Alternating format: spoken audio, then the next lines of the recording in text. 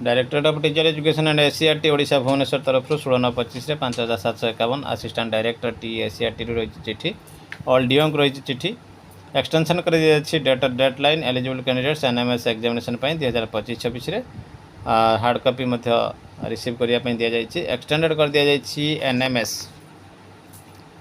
केबे ना 30/9/25 पर्यंत 30 सेप्टेम्बर पर्यंत एक्सटेंड कर दि जाए जहाँकि सब बड़ खबर रही है गुड न्यूज रही है last date for updation of the headmaster level जोटा 8/10/25 पर्यंत रही जहाँ को अपडेट डिस्ट्रिक्ट लेवल रखा जाए 13/10/25 पर्यंत निश्चित ये गोटे बड़ खबर रही देखा परवर्ती अपडेट।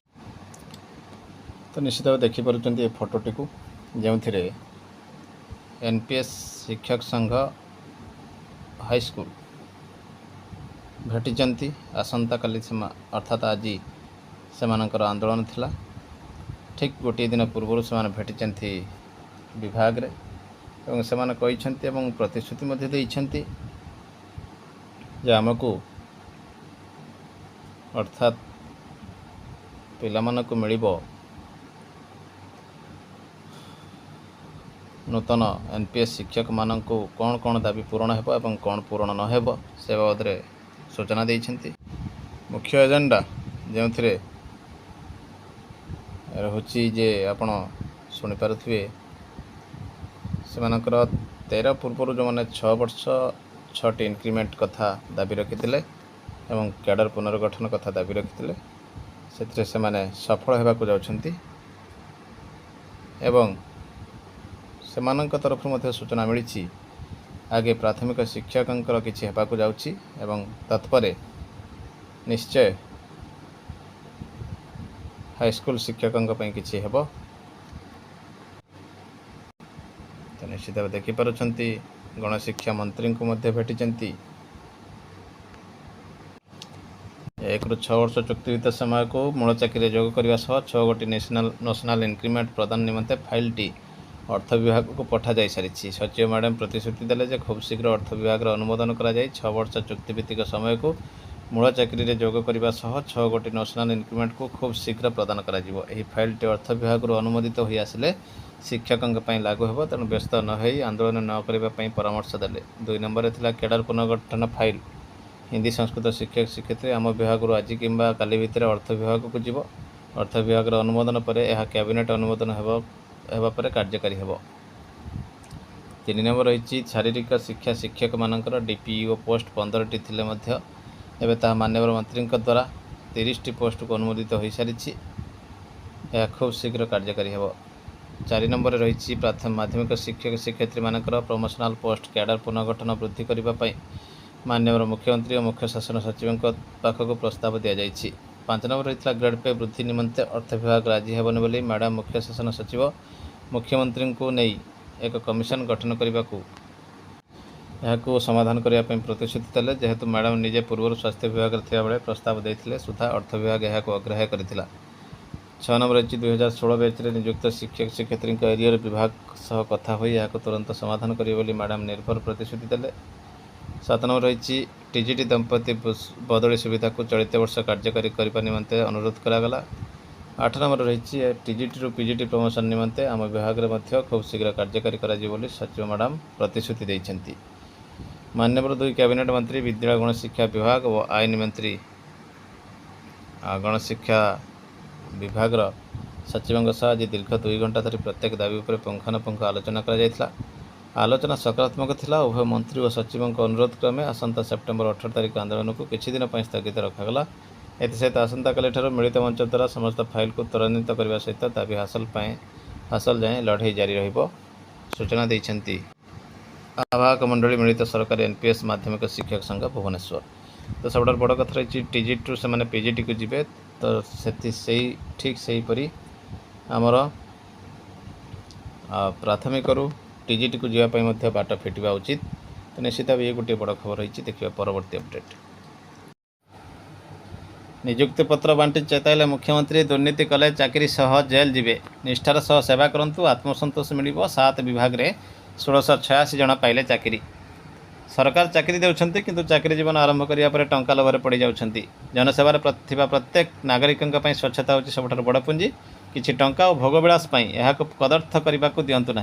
हेले आपण मैंने मन रखु पीएन हो कि आईएएस क्या छड़ा जीव ना। दुर्नीति कले चाकरी जीवा सहित जेल जीवा थय सोमवार भुवनेश्वर प्रदर्शनी पड़िया आयोजित नियुक्ति पर्व में नवनियुक्त अधिकारी को संबोधित करने अवसर में एपरी चेतावनी देते मुख्यमंत्री मोहन चरण माझी।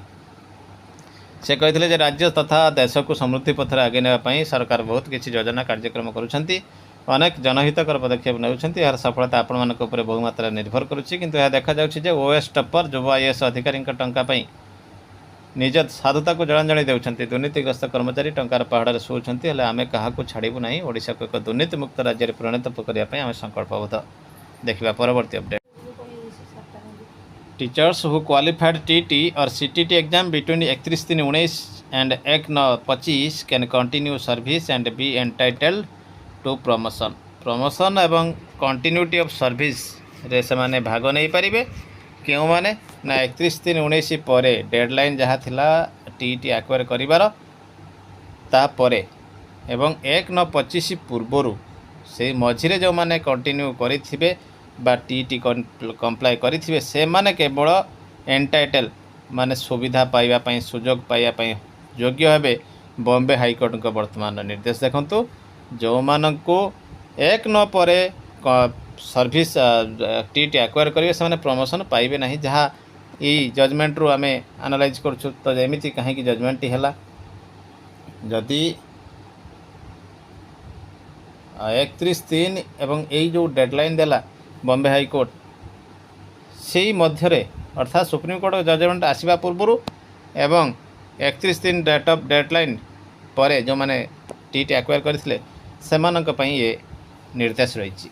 ये petition was filed against the rejection of the petitioners transfer from an unaided establishment to an aided establishment as they acquired the central teacher eligibility test qualification in the year 2021 which was after the statutory cut off date 31/3/2019। The division bench of the Ravindra versus Ghuge and Gautam A Akhan JJ opined that Supreme Court judgement in the case Anjuman Ishaat e Taleem trust versus state of Maharashtra 2025 SCC online SC 1912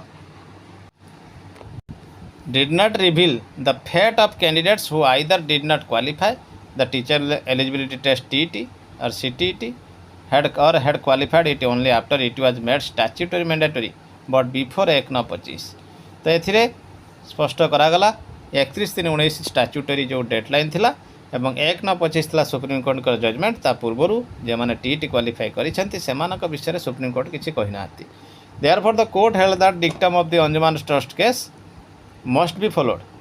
तेणु Bombay high court कहले जे Supreme Court का judgement को follow करा जिबा उचित। Thus the candidates who had acquired the required qualification before the said judgement was passed जे माने एक्वायर करथियो क्वालिफिकेशन जजमेंट पूर्वरु could continue their service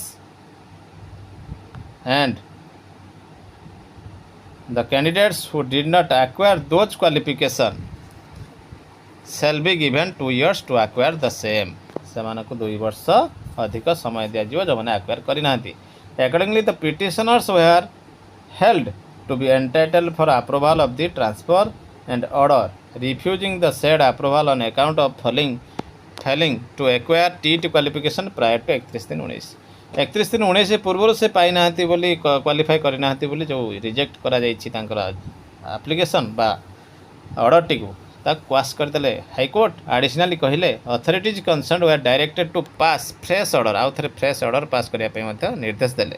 case रो बैकग्राउंड थिला petitioner 1 was appointed as a teacher in unaided division of in the school 2013 रे से posting पाइथिले। He did not hold TT qualification ताका नथिला जेतेबेले अपॉइंटमेंट पाइथिले as mandated by NCT mandated जेहेतु एनसीटी रो थिला अपॉइंटमेंट बेले से माने जेहेतु टीटी करि नथिले but the clear CTT examination in the year 2021 से क्लियर कले।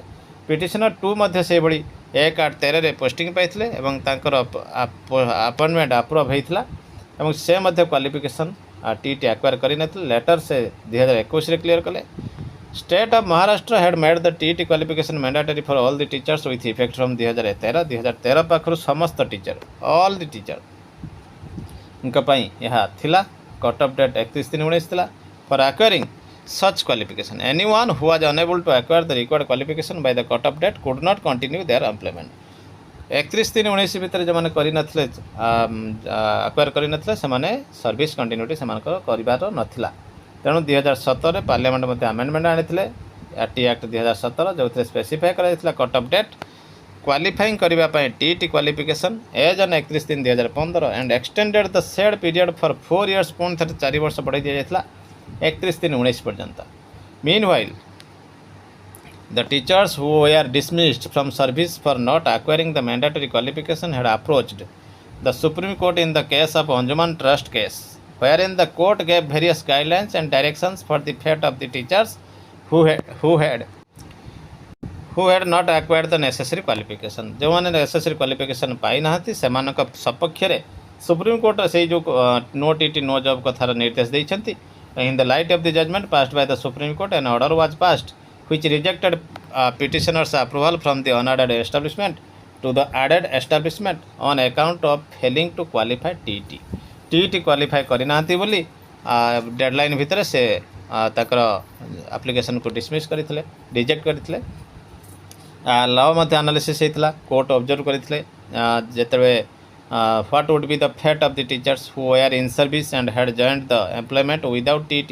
जो मैंने विदाउट टीटी जॉइन करते क्वालिफिकेशन आफ्टर से मैंने इट वाज मेड कंपलसरी से मैंने जॉइन कलापर कंपलसरी कर did not acquire it later unusual और acquired the qualification before the judgement by Supreme Court was passed in the case of Anjuman trust case.